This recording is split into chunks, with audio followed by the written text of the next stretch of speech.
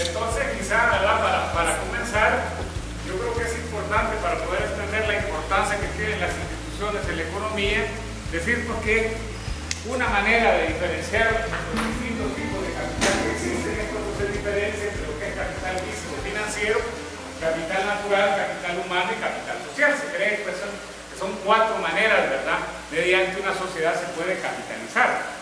El capital físico financiero, como su nombre lo indica, está relacionado a la dotación que tiene un país en términos de infraestructura básica y sobre todo pues el ahorro que tenga disponible para financiar los procesos de inversión.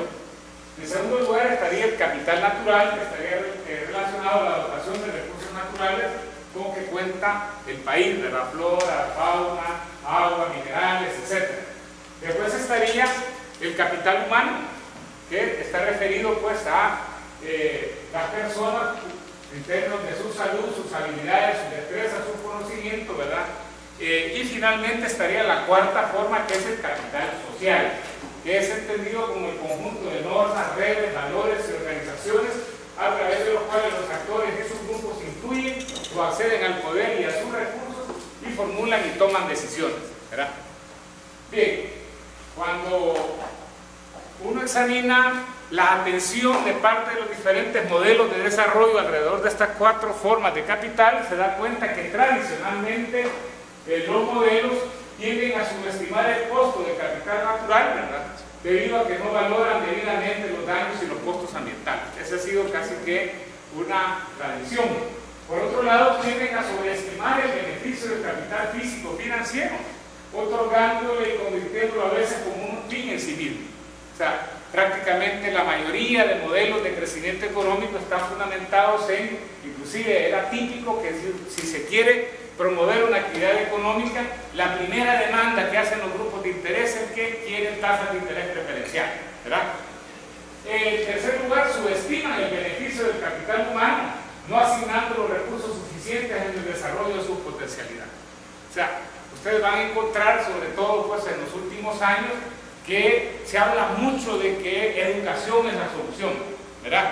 Y que hay que el conocimiento, pero cuando uno examina ya la calidad del contrato social de los países expresado en cuanto del presupuesto general de la nación, o más que todo, en cuanto del Producto Interno Bruto realmente le van a dedicar a la educación, se van a dar cuenta pues, que en muchos países es más verbo que realidad la prioridad que se le otorga en este caso pues al capital humano. Nosotros en El Salvador, por ejemplo, antes del estallido del conflicto armado, teníamos unos gastos en educación pública que equivalían al 3% del PIB. Como consecuencia de la militarización del presupuesto después del estallido del conflicto armado, llegamos a niveles pues, en donde el gasto público en educación llegó a representar el 1.7% del PIB. Ahora, después de la guerra, pues básicamente hemos llegado, cuando más hemos llegado fue en el año 2008 a 3.2%, pero fundamentalmente por la caída del PIB, ¿verdad? O sea que en realidad no habíamos logrado superar la barrera del 3% que existía antes del estallido del conflicto armado, ¿verdad? Y finalmente decíamos, ignoran el capital social, asignando poca o ninguna importancia a la participación de la gente y al desarrollo de las instituciones. O sea, en realidad este tema de las instituciones es un tema viejo, ciertamente, ¿verdad? Pero que en el caso de El Salvador es un tema relativamente nuevo en su tratamiento y por supuesto que sí en la coyuntura actual ha adquirido una importancia muy relevante. Sigamos. Pero ¿qué son las instituciones? Bueno, las instituciones se definen como el conjunto de limitaciones formales, ¿verdad? Constitución, leyes, reglamentos, ¿verdad? E informales, costumbres, tradiciones, convenciones, creadas por los seres humanos o surgidas espontáneamente de sus relaciones y de mecanismos para hacer cumplir obligatoriamente sus acuerdos. O sea que prácticamente eso es lo que se determina o lo que se define como las instituciones, como las reglas del juego, ¿verdad? Que de alguna manera indican o permiten explicar cómo funciona una sociedad. Digamos. Entonces, un tema importante, pues entonces, para poder entender esta relación entre instituciones y economía, es ver de qué manera las instituciones están relacionadas con el crecimiento económico y con el desarrollo. Entonces, con frecuencia se cree que el crecimiento económico y el desarrollo son un asunto exclusivo de especialistas en encontrar combinaciones de políticas públicas técnicamente sólidas y que se adapten a la realidad del país. O sea, nosotros, si ustedes ven, la mayoría de estudios que han hecho el BID, el Banco Mundial en los últimos años, inclusive hablaban hasta de políticas económicas buenas, ¿verdad? Se adopta un determinado, llamémosle así, modelo de desarrollo. En un momento se desarrolló el decálogo del consenso de Washington y se decía, miren, todo lo que vaya en esta dirección automáticamente va a generar crecimiento económico, ¿verdad?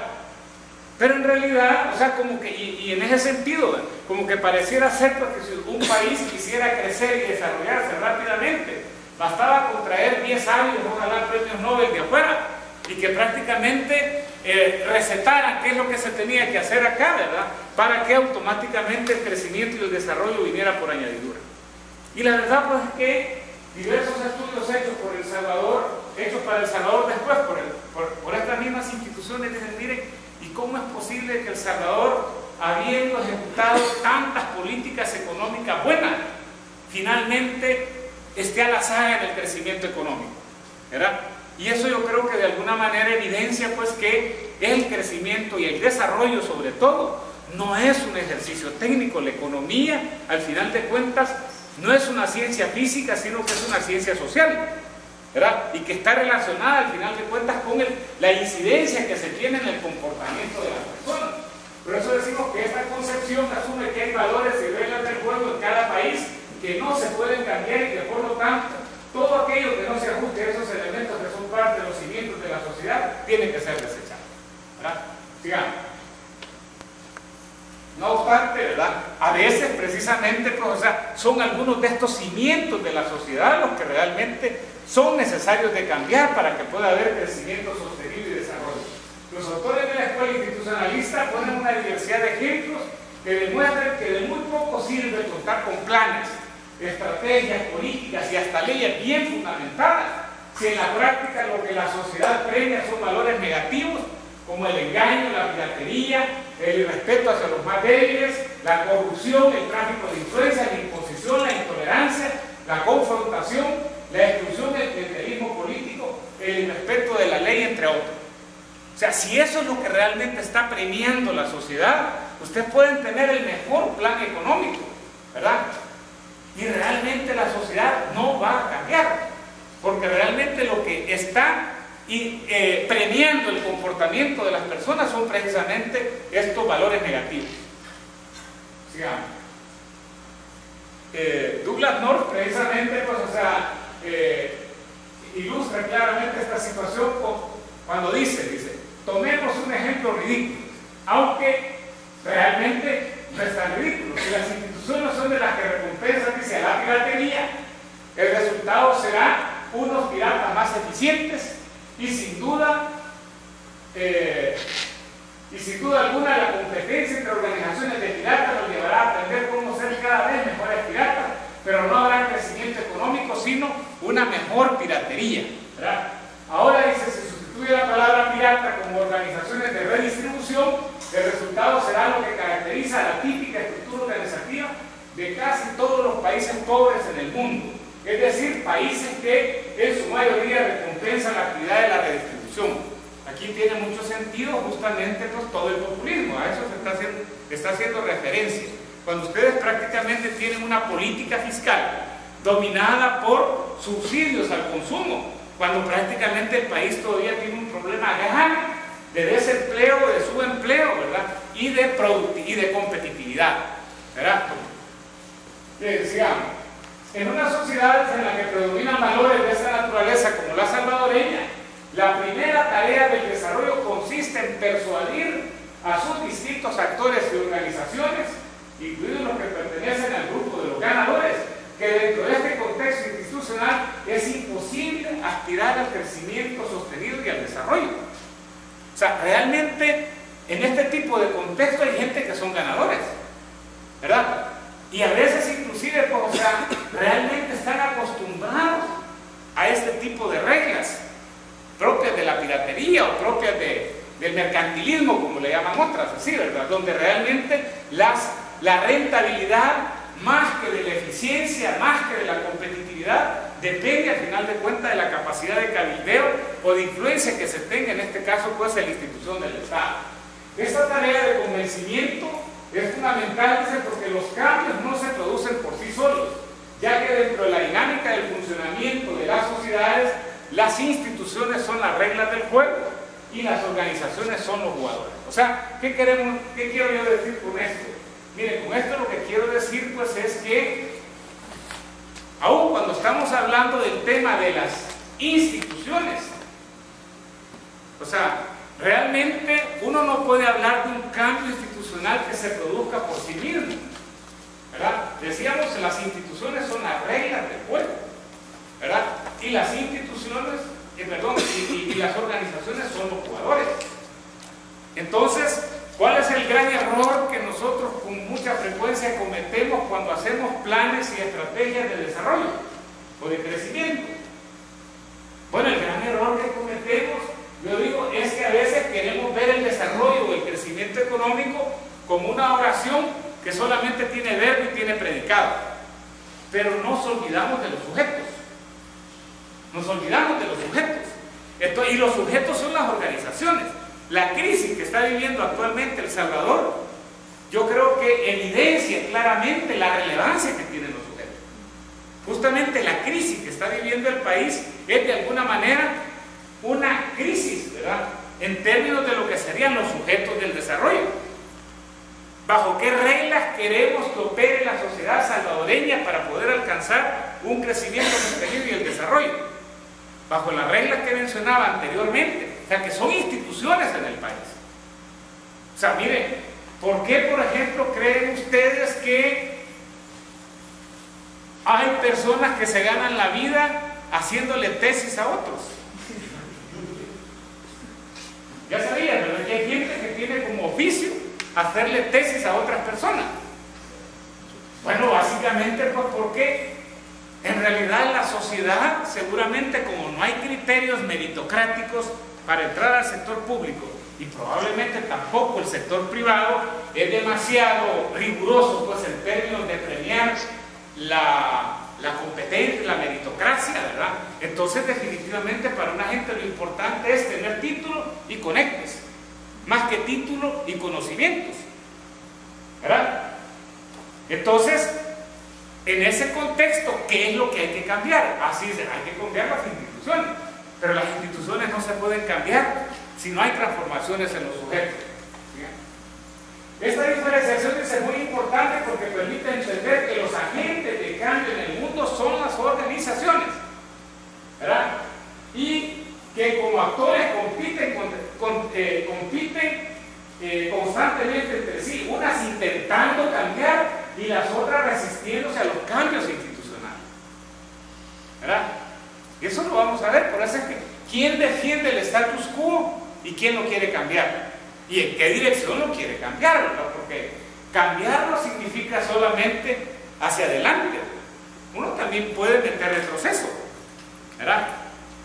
Entonces es importante. Dice, una vez se ha logrado una correlación de fuerza favorable para el cambio, la tarea siguiente consiste en crear un acervo de capital social mínimo mediante el establecimiento de un Estado de Derecho donde se hagan cumplir y se observen las leyes a través de un sistema judicial efectivo. O sea, el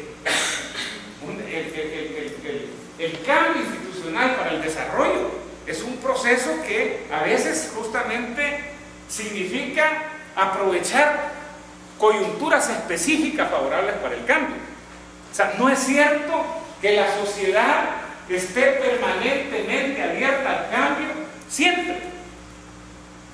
O sea, a veces hay como cuartos de hora apropiados para el cambio y esos son los que definitivamente hay que aprovechar. Yo por eso particularmente me encantan las crisis. Sí, porque realmente las crisis, como decían los chinos, son tiempos de cambio, tiempos de mutación. Son tiempos en los que la sociedad se cuestiona el status quo. Yo honestamente le digo, el momento actual, ¿verdad?, creo que justamente está abriendo una puerta o una ventana favorable para el cambio, ¿verdad? Así es que creo que eso es bien importante porque, o sea, mucha gente se está diciendo, bueno, realmente, ¿qué tipo de valores hemos estado premiando? ¿Y qué tipo de valores realmente necesitamos premiar para tener una sociedad diferente? Creo que ya voy a terminar. Dice, para ello es indispensable la instauración de un sistema de, o sea, estamos hablando de la institucionalización del cambio institucional. Para ello es indispensable la instauración de un sistema de frenos y equilibrios fundamental en una auténtica división de poderes a partir de la cual ningún órgano del gobierno puede imponerse sobre nosotros. Miren, hay gente que desde los años 80, después de que estalló la crisis, ¿verdad?, de la década perdida, ha venido estudiando la calidad de las instituciones en América Latina. Estos, bueno, hay Silvio Borner y otros más así, ¿verdad? Por cierto que este trabajo vino a ser presentado acá por el CINDE, creo que se llamaba en la época, así, ¿verdad? Tenía unas reflexiones bien interesantes para entender el América Latina del momento y El Salvador de ahora. Decía, este tipo de sistema no existe, decía la de frenos y equilibrios o pesos y contrapesos, ¿verdad? No existe en la mayoría de países latinoamericanos. En vez de tres poderes, decían, equilibrados, señalan un típico país latinoamericano lo que posee es un órgano ejecutivo muy poderoso que puede cambiar a voluntad las leyes y su aplicación. Escrito, como ven ustedes, en 1993. Digamos. Por eso dice, contrariamente a lo que a menudo se piensa, estos autores sostienen que el órgano ejecutivo debe de ser sometido a un control institucional para obtener la confianza y la credibilidad que requiere el camino que lleva de la estabilización al crecimiento sostenido. Añaden a su vez que el órgano legislativo debe evolucionar hacia una especie de foro donde se aprueben las leyes mientras se asegura que reflejen las necesidades y los deseos de la sociedad. O sea, que en otras palabras, esto lo que quiere decir pues, es que un órgano legisla, idealmente tratando de promover los intereses de las mayorías. Por otro lado, decíamos, hay un órgano, que en este caso pues el Ejecutivo, ¿verdad?, que es como el responsable de echar a andar el marco de políticas públicas para hacer posible el crecimiento sostenido y el desarrollo. Y por otro lado, vamos a la siguiente, ¿verdad?, el órgano judicial que debe asegurar una pronta y cumplida justicia, además de emitir resoluciones imparciales e independientes. Estos son planteamientos textuales de estos autores que estaban examinando justamente pues, o sea, lo que estaba pasando en América Latina en los años 90. Inclusive pues uno puede decir, miren, ¿qué tan confiable puede ser un sistema de tipo de cambio como la dolarización? ¿Qué estable puede ser si basta con que haya un presidente y 43 diputados para echarlo para atrás? O sea, porque realmente no son producto definitivamente pues de... Fíjense que ahorita aquí en la economía no se desdolariza por miedo, no porque no pudiera haber una correlación política para echarla para atrás, porque realmente se teme que como consecuencia de una desdolarización pueda venir una situación parecida a la de Argentina del 2001, ¿verdad?, cuando se desmanteló pues, el sistema de caja de convertibilidad que se tenía en la época. Pero sobre todo pues también como consecuencia, decíamos, de la baja calidad, llamémosle así, del contrato social que está detrás del sistema de tipo de cambio vigente. Por eso es que sin la voluntad de cambiar en esa dirección es imposible establecer un sistema de reglas claras y con jugadores transparentes que respondan a valores tales como la productividad, la creatividad, la eficiencia, la responsabilidad, la justicia, la honestidad, la integridad, la solidaridad, la confianza y otras virtudes similares que son indispensables para el crecimiento y el desarrollo. O sea que en otras palabras, ¿verdad?, las instituciones son claves para el crecimiento y para el desarrollo, pero no cualquier tipo de instituciones, porque hay instituciones que son favorables para el desarrollo y otras que son desfavorables para el desarrollo. Entonces, si las instituciones expresadas ya en contratos sociales, ojalá en leyes, ¿verdad?, responden a estos valores positivos, entonces el país, definitivamente los países van a salir adelante. Si están fundamentadas en los valores negativos que mencionaba anteriormente, va a ocurrir todo lo contrario. Eso era lo que tenía. Cualquier pregunta, bienvenida.